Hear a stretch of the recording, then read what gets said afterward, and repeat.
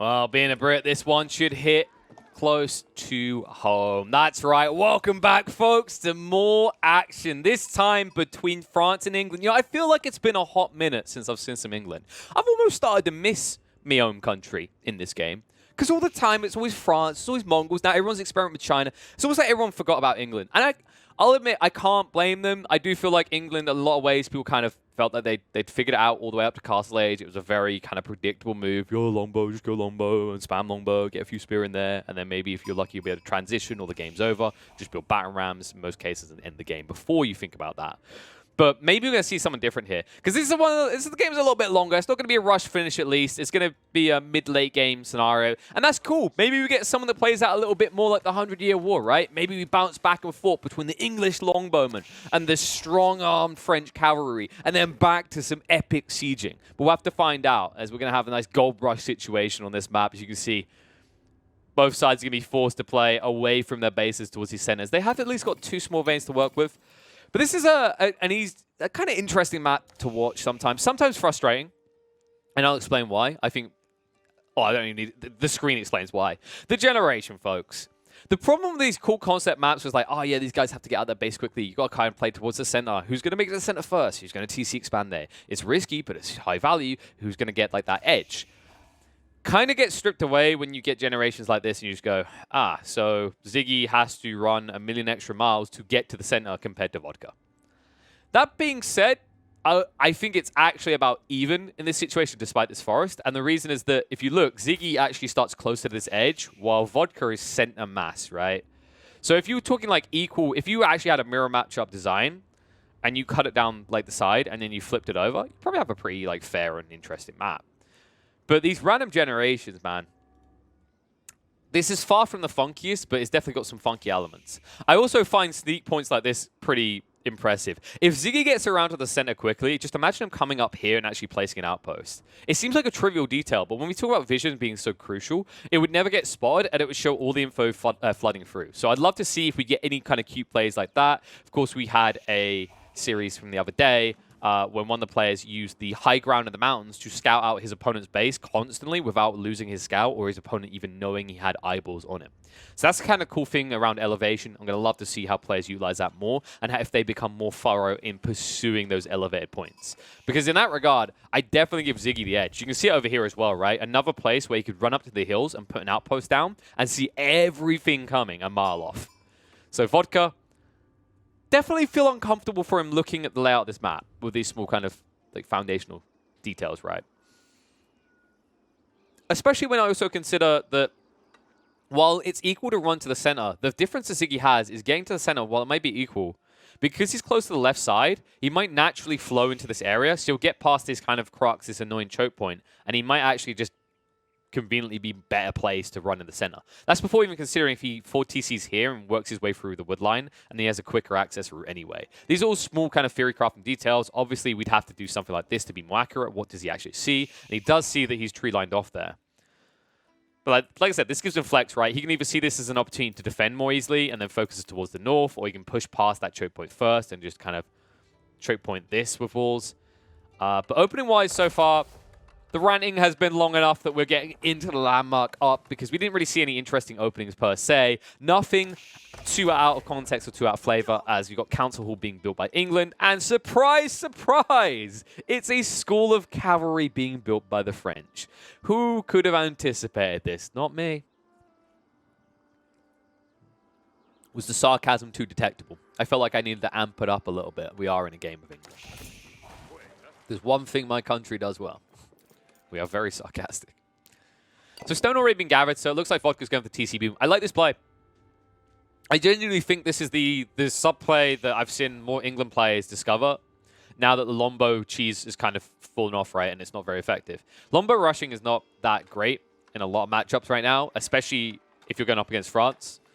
That's probably why it isn't great in a lot of matchups, right? When you consider half of the matchups right now, you're up against France. But going longbow spam would just kill you, right? You just lose, and you just lose your force, and you lose the game. So instead, what we're actually seeing a lot of smart England players do now is they're starting to pivot very heavy into stone early on to go for that double, maybe even triple TC boom, so they can actually out-tech their opponent. Now, that being said, while this is the play against France, it isn't easy to pull off by any means, because the thing you have to keep in mind about France is, remember, they have technological benefits. They have eco benefits, right? They have so many good things about them. Like right now, he's producing villages every 17 seconds from being in Tech 2. So compare that to this TC over here for England, which takes 20 seconds, right? If we actually look at the village count already, Ziggy's at 23, and if we look at Vodka, he's at 21. It's already a 2 difference, and they've been non-stop producing villages the whole time. And this is the kind of ridiculous part about France. I don't actually know, like, above all the ridiculous things about France, someone, for the love of God, tell me why someone thought it would be a good idea to say that this faction, this civ, should produce villages quicker. I feel like that is a hard thing to justify to me about practically any civ when you consider how important your eco scaling is in the first 10, 15 minutes, right? The fact that you reach critical mass and are able to pivot over into hard military that much quicker as a French nation is absurd to me. And let's not forget the fact that, you know, if he wanted, he could actually match England's timings. Really, he could actually match England's timings and make a second TC. He doesn't have to go for these early night harasses. The only reason he's doing it is because, well, you know, you're France against England, right? If you should be going for early harassment, you should find a way to exploit his economy, because you know he's not going to have a counter early, because his tech up building is always going to be his longbow spamming building, which sucks against you. And most people don't want to then diversify into racks early. If anything, you probably anticipate the England player is going to be playing into his eco, because he doesn't want to waste 150 wood just to put out a few barracks units that will be kited by these knights or beaten in equal numbers. All right, rant over. For the moment. We'll talk more about how annoying France is as time goes. Yeah, why eco cheaper, guys? Why eco tech cheaper? Answer me this. This is another thought, actually. Will we see professional scouts? He hasn't built more scouts, and I'm not a fan of that. I think I get why he hasn't to an extent, right? He's going for the critical mass of knights to harass. But I would love to see him. If this harassment gets shut down, I would actually love it, by the way. Already got 1 villager. Yep, totally reasonable. 1 knight just done that, and would always be able to run you down here. In fairness, it is kind of Vodka's own fault for not building an outpost here. This mine is fairly far away from your TC. But yes, to return to my previous point, which, there you go, there's that second TC, so he is booming equally. I think it's worth, now that you, if you can't get decent harassment in the next minute or two, going for 2 or 3 extra scouts, and then researching professional scouts. Because, of course, for anyone, well, I feel like we've harped on enough. Most people will know by now, you gather from deers quicker than you gather from sheep and from berry bushes. So sniping, I don't know why I went Sean Connery, sniping all of these deer and returning them to your base, yes, thank you very much, Sean Connery, for the commentary, would be a huge influx of food into your economy, right? And you have even more justification for getting professional scouts when you consider it's actually cheaper for you. You actually save an extra 75 gold compared to other civs. Also, by the way, it's actually eco you'll get access to that your opponent never will. I should probably highlight as well. Vodka is not going to go for this because remember, you're playing England, so you can already see the farm spam coming out. So he's already sticking down 2 mills, starting to surround them with the farms. Remember, the influence of the mills increases the harvest rate. You can see it there, 15, 20, 25, 30. So currently 20% quicker gather rates. This brings England very quickly in line with the hunting rates and can make them quite the eco-booming faction, at least from a food perspective. Nice cycling again. Too late, though. Even if he finds this stone outcrop now, it's already been utilized for the second TC. He hasn't got a third yet, and he is exposed on the eco, so another snipe out. This hurts, because remember, Ziggy, he went for equal TC count. So every little advantage he's eking here is going to count. 34 villies right now for Vodka, 37 for Ziggy. And no counter harassment. He has finally started to bring out a few spearmen, because he did go for the rats up here. So you will try and just hold and funnel these choke points a little bit to be frustrating for Ziggy. And remember, Ziggy, he didn't get Chivalry yet. He's now researching it because he has taken noticeable damage on some of these knights. And then once that happens, you'll probably see him continue to cycle charge, right? And it's going to be, the onus is clearly going to be on Vodka to be paying attention at all times. Because remember, with the cycle charge in, with the additional damage they do on the charges, like 2 of these knights, as you can see, with 29 damage, can snipe out a villager in 1 cycle. And that is why I love this detail. Vodka, he went for the health increase. I so rarely see this out of players. It's surprising to me. It's actually baffling to me. This, textiles. 50 food, 100 gold to protect your workers against cycle charges, right? Because they get that extra 25 health. 2 knights charging in with their lancers will not kill your villager anymore. They need to do it for free. And usually, a lot of the time, these knights have a habit in that kind of formation going to 1 target. They might actually occasionally just trip over each other, and they might lose the lance and just switch into the sword without doing the charge damage. So really cool detail. someone very important to highlight there because I just don't see it enough. When everyone's complaining about how broken France is, yes, I agree. Like the France is definitely too strong at the moment. There's some things that definitely gotta get tweaked back. But 100%, if you are not getting textiles, you're hurting yourself. And I think the reason people don't get textiles is they feel like they're baiting themselves because remember, it's 17 seconds, basically a villager, where you're not producing, right? So you're missing out on one villager, which makes you feel like you're behind. But I like to think of it this way. Are you going to be more behind than when 2 or 3 knights jump in and slam out your villagers multiple times in a row, right? Like, how many villagers' lives are going to be saved by getting textiles? That's how you have to think about it. And we're already seeing that value for Vodka. So Spearman do chase the knights all the way back. And they are actually pursuing a scout quite pointlessly. But the wraparound, so more investment from Ziggy. Going heavily into the knights, but we kind of expected this, no matter how you play France. He could keep Eco Boom and Infernus. I actually wouldn't be against Ziggy going trip TC. That being said, with this increased production rate on villagers, you kind of reach that critical mass on Eco at a reasonable rate, right? Like Vodka is now at 46, Ziggy's up, whoopsie, at 53. And I think the other detail to keep in mind here is you can already see these walls coming down, right? So despite the walls that have been placed by Ziggy, Vodka is already penning himself in. We've seen England do this multiple times, and we've seen it backfire multiple times because, of course, whenever you forfeit, or rather, let's say, whenever you protect your base like this, your forfeiting map control is the way to think about it. Same with the White Tower, right? So he's completely boxed himself in. And the problem is, it means like Ziggy should quickly scout this out. He should spot this info. And why it's important is then for him, which, by the way, they actually scouted out the wall off here. That being said, the White Tower will be complete, so it shouldn't be too big of a detail. But that being said, the reason that you don't want to wall yourself in like this, the reason it's problematic is because now is when Ziggy scouts this out, which he should kind of be aware with how defensive that wall was at the choke point, right? He's going to know his opponent isn't trip TCing. There's no way in hell he's trip TCing on such a small amount of land, right? On this kind of clustered area with all these wood lines and also, you know, the lack of farmland in that regard. He's going to stay on 2 CCs. So Ziggy can be comfortable with his eco how it is. He'll know he'll keep outproducing his opponent, and now he can look to scale up into a Castle Age and maybe even aim for an imp age with a forward base and siege weapons. So he isn't able to stop the White Tower, cannot burn the mining camp either. Did lose one of the knights. But once again, like, his opponent is just choked in. So tech up is complete, and look at that. Straight away, Ziggy says, okay, you do yours, I'll do mine. Goes straight for the guild hall, moves all of the wood line across. So 18 people working on this. That's going to be a...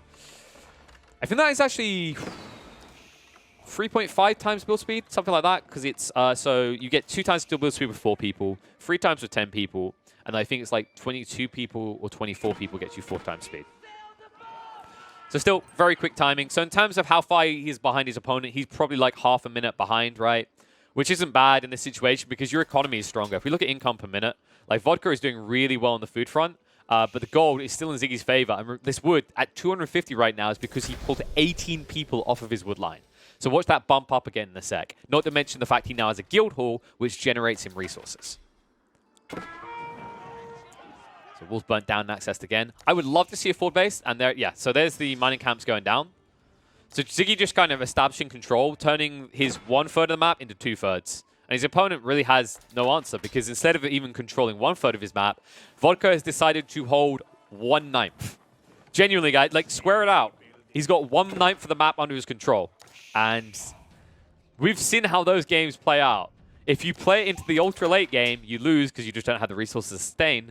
So for me, it's important that Vodka, now hitting Castle Age, he's got 2 strategies in mind. You either boom instantly in the Imp Age and then push hard, or you go now. The problem with booming into Imp Age is you have to know your opponent has identified your turtling and has taken control of more of the map. So if anything, you should be looking to expand and punish his loose economy in the Castle Age and then take advantage of those central gold veins that will most likely decide these type of face-offs when you stalemate.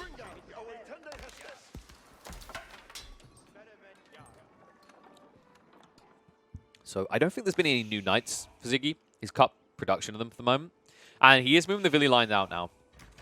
So they burnt one of these gold veins. He could do the secondary one. I wouldn't mind that. But the reason players do this, where it seems kind of inefficient because he's running further to go get gold, is because this is risky gold, right? This is safe gold. This is fallback plan, right? This is the, you know, the money you kind of hide under your bed in case everything goes wrong, the banks fall, and gold becomes the new standard, right? This is the golden ingot that's sitting under your wooden floors.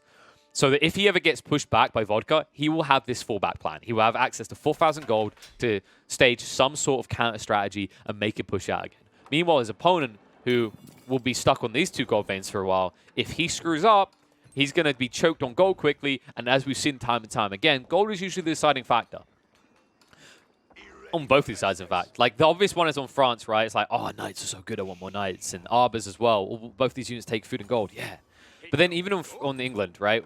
If you, or even in any Civ, really, what is the most used unit, do you think, folks? Outside of the obvious stuff like, oh, the Circa Age, yeah, it's going to be Spearmen, or Knights are really spam. If we get into Castle or Impage, the most consistent thing I see across the board is these lads here. You see these? Good old Springles. And Springles take wood and gold. So that's why gold becomes such an important limiting factor. Same with all siege weapons, right? If you actually think about it, when you get into Impage, what is deciding the game more than anything is genuinely siege weapons, whether it's Mangonels, Springles, or especially when we're talking about bombard cannons to knock down those buildings, those pesky defenses. So even Stonewall's now going down trying to protect it. I would actually love to see Ziggy just build a temple in the center here and use a priest to get the sacred sites. Even more gold treacle, and then he's right next to some relics, right? It also then forces your opponent to make a move potentially before he's ready. It is a slight investment, right? Because you have to stop off to get the monastery, which is 200 wood, and then pay gold to get your priests. But I think it'd be worth it. Okay, so move out onto the palisade. Should reveal to Ziggy what's happening here. And Stonewall's going down by Vodka now. Interesting. So still very turtly, but this is fine. And in fact, he even gets palisades down this side. So what he's doing is he's tiering his areas, right? We said he has 1/9 of the map, and now he's like, okay, I want another 9th. Okay, I want another 9th. He's like, I got a bum deal here, bud. You got over like 6/9 of the map here. I'm gonna have to take back these other ones. These neutral territories are gonna become home country for the Vodka crew.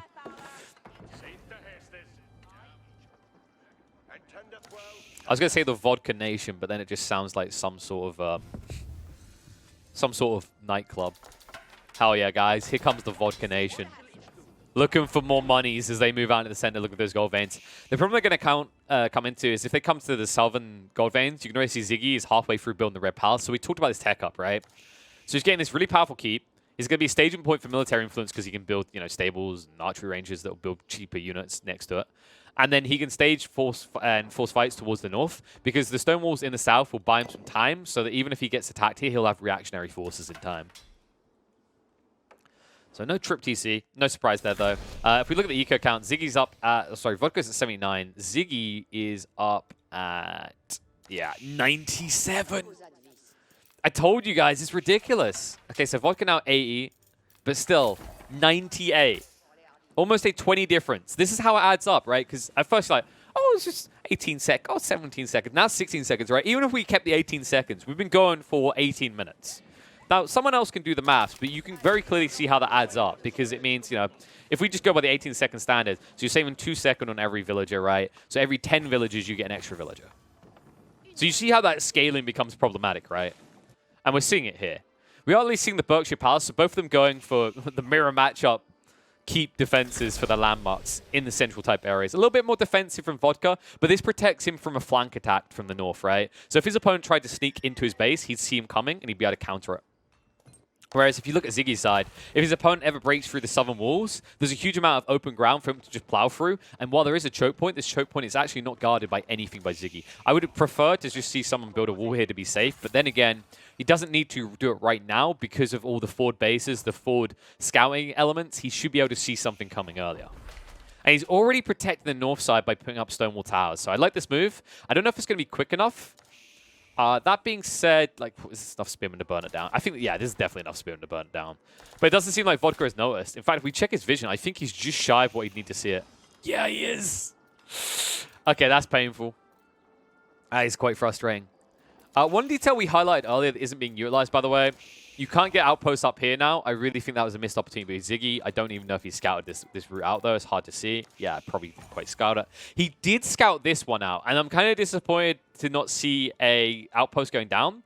While he does have these palisade walls, right, like, it would just give you vision much earlier of a stage force. That being said, he does still have his scout behind enemy lines, so he does still at least have a fed kind of info to him, letting him know that his opponent is definitely not expanding south, and he's definitely prioritizing the north.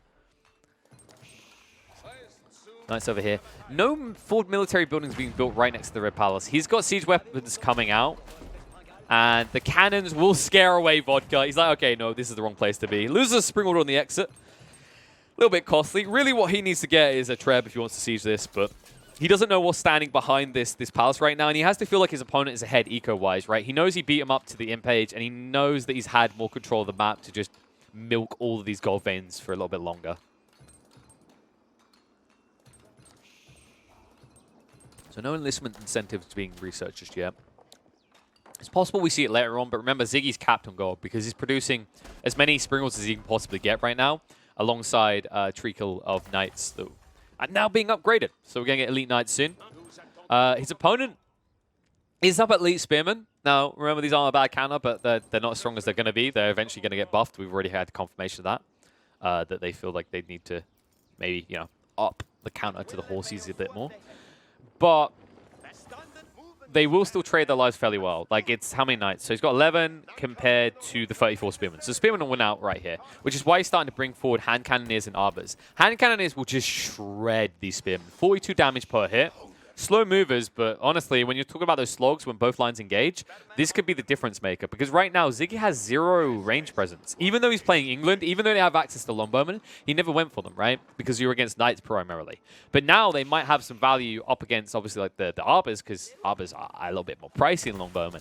However, even if he chooses to go for them, right, I'm kind of concerned on whether it would work against the Knights. If anything, I think he needs Springles in mass. And he still hasn't started producing them yet. In fact, what's he doing back here? So Monastery goes down. He's got 1 in there so far. And I'm still disappointed in Ziggy for not getting this Monastery, man. I feel like it's a very easy detail to overlook when you're playing these high-level games, right? But it definitely makes a difference. He admittedly wouldn't have got this relic, but he could have easily secured at least 2 of these relics and also taken a Sacred Site. Remember, he was out here so early, he could have probably got both Sacred Sites and at least got the value of the Priest back, if not more, for the price of the attempt, the investment. So Stonewall's now complete on the south side for Vodka, so no quick flank attempt can be made by Ziggy. Ziggy has got the cannons coming out now, though. So big boom time, and I'm concerned for Vodka. He still has nothing to show in terms of counters for, like, ranged siege. Like, he's building bombards. I don't like this as a solution. I think you're too late. He doesn't know this yet, and this comes down to the importance of scouting again, right? Like, if you actually think about it, there wasn't any scouting by Vodka. If anything, it's kind of just been him slogging in, and we're going to see what happens, sort of feeling mentality to it, right? Like, he has got these outposts down now. One thing I will say about Vodka is he is playing as England here, and he has been placing outposts correctly. This is usually how you win as England. You have to keep trickling out outposts. The problem is, with the Springles and with the cannons now up, he's going to snipe out any villages attempting to build new outposts. You could still build ones in the hills, but I feel like you missed that opportunity now, and you already see Ziggy's pushing forward with the force. And this is a big force as well. He's got the cannons, he's got the Springles, and if he could see his opponent right now, he'd know that he'd win a fight. Problem is that while Ziggy has got better scouting and recon info because of some deep scouts and wall locations, he doesn't know how many units his opponent has, which is why he's not pushing in too hard right now. If anything, he feels like he needs more units, which is why we're seeing a continuous treacle of Hand Cannoneers and Knights coming out. Moving in. Outpost being sniped. This is problematic that Vodka's given over for free. But this should give Ziggy the info he now needs to know he's in control. Like, if his opponent actually had a stronger force, he would be pushing back already. The fact he's not kind of gives Ziggy this confidence to push in. And his outposts now being gone means attack speed buffs are being lost for the Bombards and Springles, which would have been a huge boon to their defense. Because I'm pretty sure he also... No, he hasn't gone for Network of Citadels yet. Not a fan of that. So you should definitely get the Network of Castles upgrade because it takes a 25% attack speed to 50%. That being said, if he can't keep them up, he probably feels they're pointless. That being said, as I've already mentioned, if he builds them up in these hills, the outpost cannot be seen by his opponent and he will get the benefits in the fights. The problem is, because he's surrendering control of this choke point now, Ziggy's not going to move. And instead, look at this, Ziggy! He's like, fine, if you won't bring the fight, I'm going to start building your base, all right? This really is turned into the 100-Year War. What was once yours is now mine. As France says, we're going to reclaim Normandy, bud. Get the hell out. Knights charging in. Baits them through. Cannon, Springles trying to focus out the Bombards. The Knights do engage the spear line. And look at this on the side, the Hand Cannoneers as well. Moving in, trying to snipe out the siege weapons. And I believe they got rid of one of the cannons, yes. But more Knights coming in. Villagers trying to block the attacks here. There's another cannon trying to be sniped out, but the Bombard, even with the attack speed boost, is going to lose out. Spearmen now with their attack speed will scare off the French forces, though. They had to cancel the keep and back up, and that will be Vodka now building a forward keep here. So nice counter-attack there. Vodka getting the clutch attack speed boost off the back outpost was the difference here. That being said, with the Republicans now being built, this is where the Spearman army will be shredded. Vodka, is this good enough to buy time to build the keep, though? He's not complete yet. Now, if Ziggy completely pushes in immediately, he'll have advantage here, because the keep is not up yet. So Knights move in. Now Vodka. He's got enough Spearmen here. Double Bombard coming out. This might scare his opponent. But Ziggy's going to try and push in. He needs to make sure this keep does not go up for free. But he only has one cannon, so sieging is not going to be quick. So he needs to focus out the Civi force. Gets rid of the villagers if he can. And that's what he's doing. He's starting to snipe him out. In fact, he knows he's in control. He feels confident because Vodka's retreating. Because his bombards are exposed. That being said, other bombards will snipe out some of these knights, and they still haven't sniped the villagers. The Republican will try and get rid of them now, and that's going to shred them all. The keep is not complete. Spearman pushing through. Republican again just shredding them, though. And the Republican is not being targeted by the bombard. In fact, the bombards are going for the bombards and spirals, which means the Republican is getting rid of the army, which is going to expose the siege line. Or is it? Spearman. Attack speed is working a wonder right now as these knights are getting ran down and killed off so quickly. And it looks like Ziggy's force has been repelled. What looked like he might be exposing his cannon line just did not matter. The Republicans, there was not enough of them. The treacle of Spearman was too strong. And Vodka's once again repelled Ziggy. Ziggy, more knights coming out. I just don't think the knights are working anymore. Ziggy needs a switch up, but we talked about how unnatural this feels when you're playing France. You're playing France, right? Your knights are god tier. You love building knights. Build knights. No, you actually need to get some man-at-arms or some spearmen here because anything that slows down or holds back these spearmen will allow you to just run through them later with the Republicans. But right now, you've got this issue now where you have to rebuild these siege weapons to full and then hope that the bombards don't snipe out your Republicans because if they do, then your front line's going to fold and then all your siege weapons get sniped by the spearmen. That's the problem he has right now. That's the teeter-totter balance that's giving Vodka a little bit more control in this game and a little bit more confidence as he starts to get rid of these walls as well.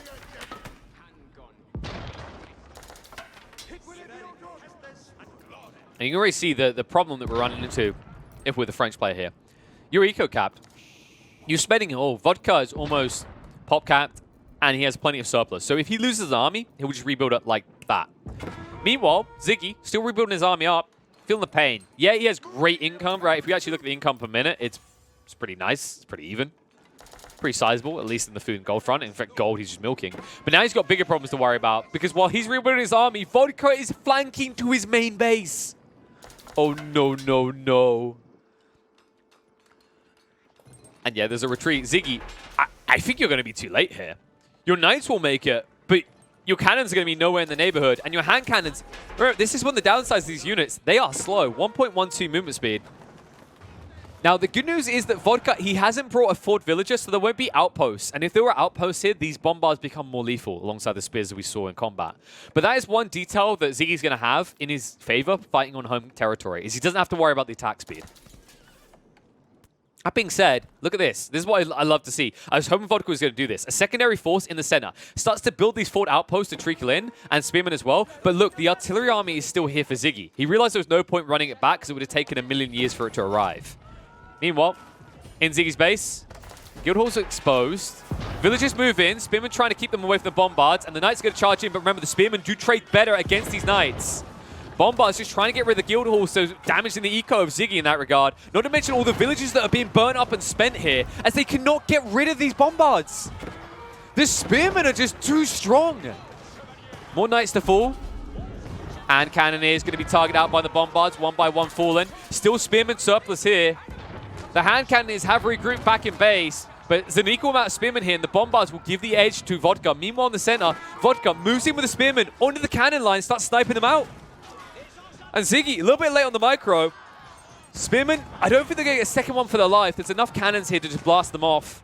But he's rebuilding, remember. He's got more siege weapons coming out, more spearmen in the center. Meanwhile, he still has this contingent force in the back of Ziggy's base ready to attack. And they might even find the caravan line because Ziggy actually went into the market economy. Something we don't see that often, even on this map, to be honest, especially with so many gold veins left, right? That being said, I can kind of see why Vodka does it. Or Ziggy rather does it. Like, he's only got one gold vein left on his side, right? He's burning through it quickly. You need to get gold eco somewhere else, especially when you keep going to these pricey cannons and knights consistently, not to mention the hand cannoneers. So Vodka force move again. I feel like Vodka misread this. I think he thought a bigger force was coming. He missed a golden opportunity to do even more damage to Ziggy's backline economy here. That being said, Ziggy doesn't have real protection here again. I think he thought his opponent fully backed off, and instead he's going to snipe out all the caravans. Still some of them functional, but that's painful. The Spimmer's going to move in more. They're getting their value. If they die now, they feel like they've definitely got their trade in total already. So Landmark is being rebuilt. Guildhall slowly being punched up to full health again. Meanwhile, Siege Workshop backline's taken out. Actually, no, Blacksmiths, wasn't it? Yeah. And the Spearmen, the Cannons, they'll just look for the rest of the caravans trying to come through. And that's frustrating. Ziggy has no other sort of play off the back of caravans. You don't want to be running them here. The short-term trade post gives next to no gold intake. So instead, he needs to take control of center to make sure he has a gold advantage. Because his opponent, he doesn't know how much this Vodka's got through. He'll be happy when he sees the gold veins are still intact, which means Ziggy, with this gold advantage in terms of what he's invested, needs to find a way of actually getting through. The problem he has is his Spearmen, if they get close enough, this attack speed will shred him. The good news is with this many siege weapons, look how hesitant Vodka is to engage. Vodka really just needs to get some Springles out. That's his biggest crime here. Constantly bombards. Bombards more pricey. You can't even afford to throw them the problem to solve it, right? Like, these cannons will snipe out equally, and with Ziggy just mining so much more gold so much more quickly, he has the advantage in that regard. Hand cannons now here. Knights, just the cannon fodder. Speaking of cannons, they fire off. The bombard's being sniped one by one. He's going to micro them to different targets as Ziggy should take the advantage here. Only one bombard left. Yes, with an increased attack speed, but not an increased number in his favor. And look at the Spearmen. While they're slowly reaching through to the cannon line, there's not many of them left due to the hand cannoneers just shredding through them. Slowly but surely, his army should be spent. The good news is Vodka, this is cheap cannon fodder, right? 60 food, 20 wood. He's already built a new contingent of Spearmen. Meanwhile, in the pack line, look at this move. Vodka's forwarded his economy onto Ziggy's side of the map. A man who was once happy with 1/9 of the map now says, actually, I want to take one of your 9ths, all right? I'm going to take one of your slots from your side, from your third. And meanwhile, on the base, the Spearmen move in. Ziggy just mismanaging this. So prioritized on the center mass, which he's still going to be repelled from, by the way, because Roboticons were too slow to come out finally there. Finally. It means that he's just forfeited his own base. Just look at the eco damage that's being done here. Look at Ziggy's count. Now down to 90 civvies. Compare that to his opponent, Vodka, now about 121. A few Spearmen left to just defend the bombards. Meanwhile, that Knight trying to get in to snipe a few of these, but the buildings are being sieged down. He's trying to push for control of the center, but it's just a slow crawling retreat from Vodka to rebuild his forces and buy enough time to get more spears out. And now, he switched it up. He's the one with hand cannoneers. So he says, anything you can do, I can do better. And he has the attack speed boost, remember, because he's playing as England. Here it is, Network of Castles. He never got that research. He never got the attack speed increase, but he will have the advantage now here as long as the Knights cannot reach his line. Robotican, one hit from being done. He isn't targeting it though, which means he's going to lose more hand cannons. He finally gets rid of it. Backs them up. No more Spearmen coming just yet. Vodka. Still got 30 pop cap to work with. More expansion coming out the south as well. And he pushes through even deeper. Looks for more of the economy. And this time now, more importantly, the military infrastructure that Ziggy has back here. Calling retreat continuously, but now under the defense of the Berkshire Palace. This is where it gets tricky for Ziggy. This landmark is incredibly intense to try to get through, especially in this type of scenario. All the while, Vodka continuing to just exploit these gold veins in the center. You can see the economy difference. Vodka is feeling very comfortable right now, even after all this. And the problem with this is, yeah, you can say that there's an edge right now in some regards for Ziggy, but all the damage done back here is going to be felt in the coming minutes when he just doesn't have the sustainability to keep fielding these expensive, very pricey Gucci and Prada wearing armies.